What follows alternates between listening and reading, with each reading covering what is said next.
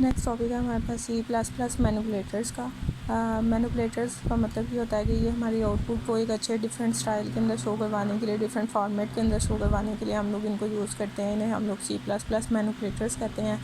हमारी आउटपुट एक अच्छी फॉर्मेटिंग के अंदर आ जाए, इसके लिए हम लोग इनको यूज़ करते हैं। काउट ऑब्जेक्ट्स के साथ ही यूज़ होते हैं, ठीक है।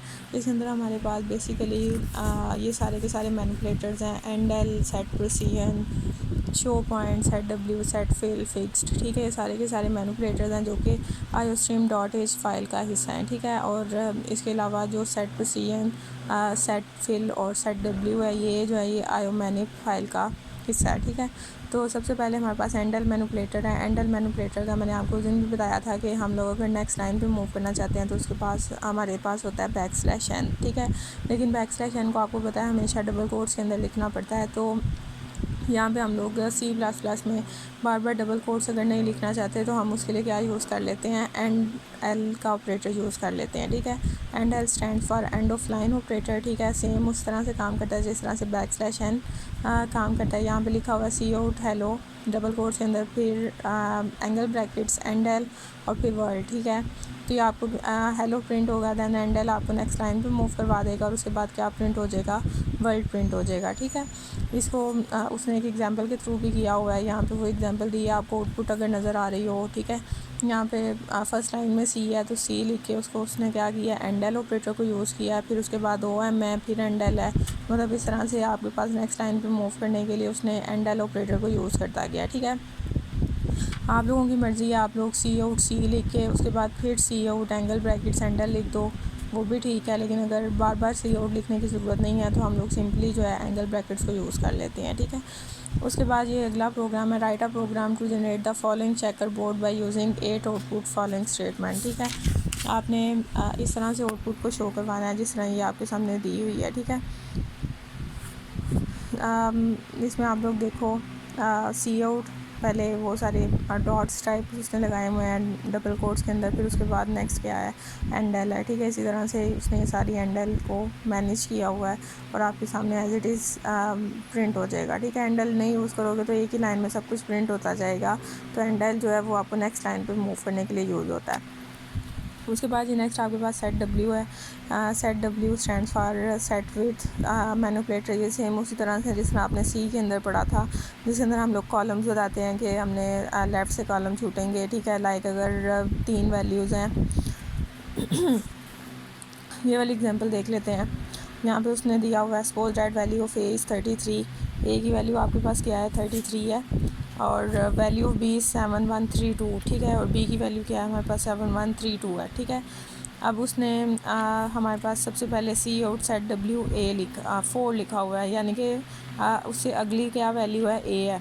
ए के अंदर कितने वैल्यूज़ हैं, 2 वैल्यूज़ हैं, लेकिन हमने उसकी विड्थ कितनी रखी हुई है, 4 रखी हुई है। तो इसका मतलब क्या है कि वो लेफ़्ट से कितने कॉलम्स को छोड़ेगा, 2 कॉलम्स को, और अगले 2 कॉलम्स के अंदर क्या लिख देगा, 33, ठीक है। इसी तरह से सेट डब्ल्यू 5 है तो 5 का मतलब क्या होगा, 5 कॉलम्स बनेंगे, लेकिन वैल्यू कितनी है, 7132, 4 वैल्यूज़ हैं, तो 1 कॉलम जो है वो लेफ़्ट से छूट जाएगा, ठीक है। इसी तरह से सेट डब्ल्यू 4 है, हाई लिखा हुआ है, हाई 2 वैल्यूज़ हैं, लेकिन हमने उसकी विड्थ कितनी रखी है, 4, तो शुरू से कितने कॉलम छूटेंगे, 2 कॉलम छूट जाएंगे, ठीक है। तो ये अगर आप लोग इनके साथ माइनस लिख दोगे तो इसका मतलब है कि राइट से कॉलम छूटना, एंड से कॉलम छूटेंगे, और अगर कुछ माइनस नहीं लिखा तो इसका मतलब है लेफ़्ट से ही कॉलम जो है वो छूट जाएंगे, ठीक है। इसको हम लोगों ने तब भी देखा था। तो सेट डब्ल्यू मैनिपुलेटर्स आ गया।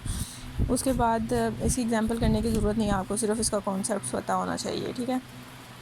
उसके बाद नेक्स्ट आपके पास है set precision manipulator. Set precision के अंदर हम लोग ये बताते हैं कि हमने पॉइंट के बाद कितनी वैल्यूज़ को शो करवाना है, ठीक है।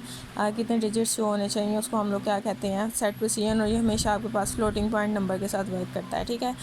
फ्लोटिंग पॉइंट नंबर्स के साथ वर्क करता है। इसके अंदर इसकी एग्जांपल देखें, ये लिखी हुई है, लाइक 310.0 उसकी वैल्यू है, जबकि सेट डब्ल्यू में हमने क्या कर दिया, 10, कितने कॉलम्स बनेंगे, 10 कॉलम्स बनेंगे। और सेट प्रिसीजन में हमने उसे क्या बता दिया, 2। इसका मतलब है कि पॉइंट के बाद कितनी वैल्यूज़ आनी है, 2 वैल्यूज़। उसके बाद cout हमने किसको करवा दिया, x को, तो पॉइंट के बाद कितनी वैल्यूज़ आ रही हैं, 2, जबकि एक्चुअल वैल्यू उसकी क्या थी, 0 थी, ठीक है।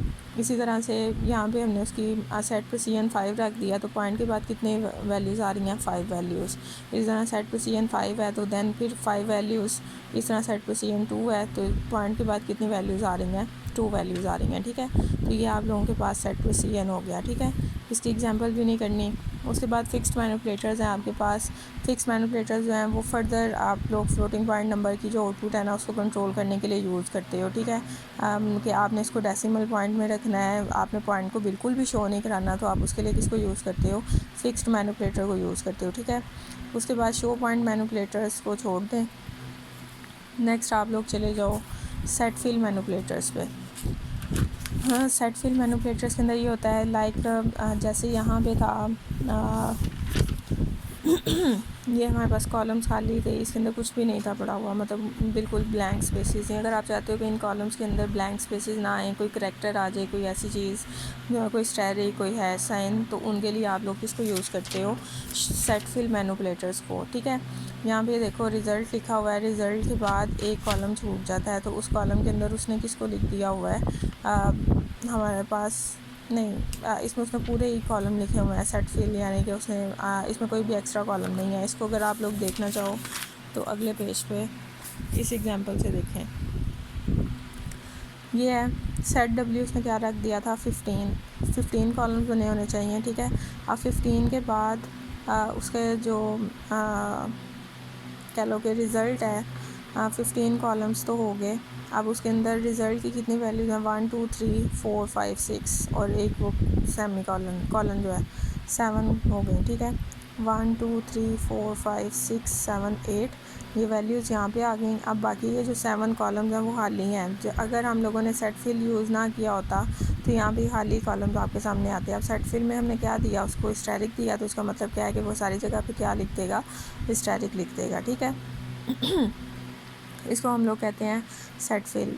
सेट डब्ल्यू कॉलम्स की विड्थ के लिए, सेट प्रिसीजन पॉइंट्स के बाद वैल्यूज़ के लिए। फिक्स्ड का मतलब है कि आप कोई भी पॉइंटिंग वैल्यू को शो नहीं कराना चाहते, और सेट फिल का मतलब ये है कि आपने उसके अंदर क्या लिखने हैं, करैक्टर्स को लिखना है, ठीक है। कोई भी करैक्टर हो सकता है, लाइक यहाँ पे देखें सेट डब्ल्यू 20 है, 20 उसकी विड्थ रखी, जबकि सेट फिल में उसने क्या लिख दिया है, स्टैरिक, और उसके बाद स्ट्रिंग को प्रिंट करवाया ऊप यूजिंग C++। अब ऊप यूजिंग C++ लिखने के बाद शुरू में क्या आ गए हैं, स्टैरिक आ गए हैं। इसी तरह से अगली लाइन में अगेन उसने क्या लिखा, @ साइन, तो हर जगह @ साइन, इसी तरह से इक्वल आ गया, ठीक है। तो इसको हम लोग सेट फिल कहते हैं। उसके बाद स्टैंडर्ड इनपुट्स हैं। हमने आउटपुट तो देख लिया कि हम लोग सी आउट और एंगल इंसर्शन ऑपरेटर्स को यूज़ करते हैं फॉर डिस्प्ले द वैल्यू, ठीक है। अब जब इनपुट आपने लेनी है तो उसके लिए हम लोग किसको यूज़ करते हैं, सी इन, और उसके साथ हम किसको यूज़ करते हैं, एक्सट्रैक्शन ऑपरेटर्स को, जो कि एंगल ब्रैकेट्स ही हैं, लेकिन जिसको हम लोग ग्रेटर दैन साइन कह सकते हैं, ठीक है। तो ये आपके पास आ जाएगा इस तरह से, सी इन और देन वेरिएबल कोई भी वैल्यू हो सकती है, कांस्टेंट हो सकता है, इंटीजर हो सकता है, ठीक है। तो वेरिएबल आपके पास आ जाएगा। सेम उसी तरह से सी आउट की जगह सी इन आ जाएगा, और इंसर्शन ऑपरेटर की जगह क्या आ जाएंगे, एक्सट्रैक्शन ऑपरेटर्स आ जाएंगे, ठीक है। अब यहाँ पे एग्जांपल देख लेते हैं। Write a program that input name age and address from the user. आपने 3 चीज़ें यूज़र से इनपुट में लेनी है, नेम, एज और address, and then display these values on the screen. Name किस में होगा, करेक्टर स्ट्रिंग के अंदर होगा, ठीक है। एज किस में होगी, इंटीजर में, और एड्रेस भी किस में होगा, आपके पास स्ट्रिंग के अंदर होगा, ठीक है। तो जब एक से ज़्यादा वैल्यूज़ हमने स्टोर करानी होती हैं तो 4 नेम 25 वो हमने उसकी लेंथ बतानी होती है, और सिटी 30 ये भी उसकी लेंथ बताएगा, ठीक है। और इंट एज आ जाएगा, ठीक है। हाँ, पहले यूज़र से हमने इनपुट लेनी है, तो सी आउट एंटर योर एज, ये एज इट इज़ प्रिंट होगा। इससे यूज़र को पता चलेगा कि आप वो जो इनपुट करने जा रहा है वो क्या इनपुट करेगा, age. C out enter your age as it is print होगा। सी इन एज, जो भी वैल्यू वो एंटर होगी वो कौन से वेरिएबल में स्टोर होगी, एज वाले में। सपोज उसने enter your age as it is print हुआ, और एज के अंदर उसने क्या इनपुट कर दिया, 16 इनपुट कर दिया, ठीक है। उसके बाद नेक्स्ट आपके पास है C out enter your first name, as it is print होगा क्योंकि डबल कोट्स में लिखा हुआ है, और सी इन नेम, जो भी नाम उसने एंटर किया वो उसके अंदर नेम वाले वेरिएबल में स्टोर हो गया, ठीक है।